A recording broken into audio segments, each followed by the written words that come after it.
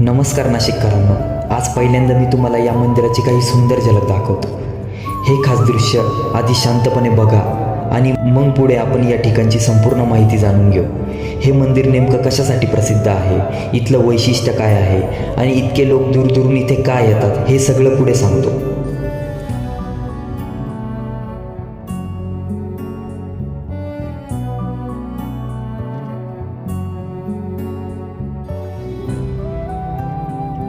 नाशिकपासून फक्त 20 किलोमीटर अंतरावर त्र्यंबकेश्वर जवळ वसलेला देवबाप्पा माऊली धर्माश्रम एक अतिशय सुंदर आणि आध्यात्मिक स्थान। मी जेव्हा मंदिरात प्रवेश केला तेव्हाच वातावरणात एक वेगळीच शांतता जाणवली।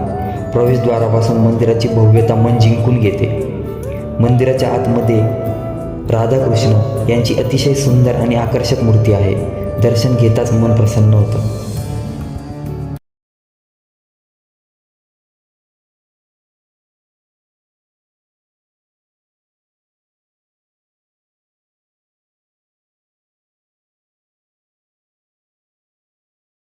मंदिराच्या आत पुढे गेल्यावर तुम्हाला संत ज्ञानेश्वर माऊलींची भव्य मूर्ती पाहायला मिळते।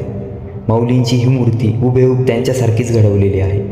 ही मूर्ती इतकी जिवंत भासते की जणू स्वतः ते समोर बसलेले आहे असं वाटतं। ते दर्शन म्हणजे भक्तीचा एक सुंदर अनुभव आहे। इथे एक महाराज आहे, रघुनाथजी महाराज। ते लोकांच्या आजारांबद्दल मार्गदर्शन करतात आणि आयुर्वेदिक उपाय सांगतात। लोकांच्या श्रद्धेनुसार ते समोरच्या व्यक्तीची स्थिती फोटो किंवा कपड्यांवरूनही ओळखतात। मी स्वतः तिथे विचारपूस केली। साईडला मेडिकल सारखं साईडला औषध आहे का? ते स्वतः देता का ते? आणि काही पैसे घेता का? हा औषधाचे पैसे घेता का? किती आजार वय जसं आजार तसं पैसे ना।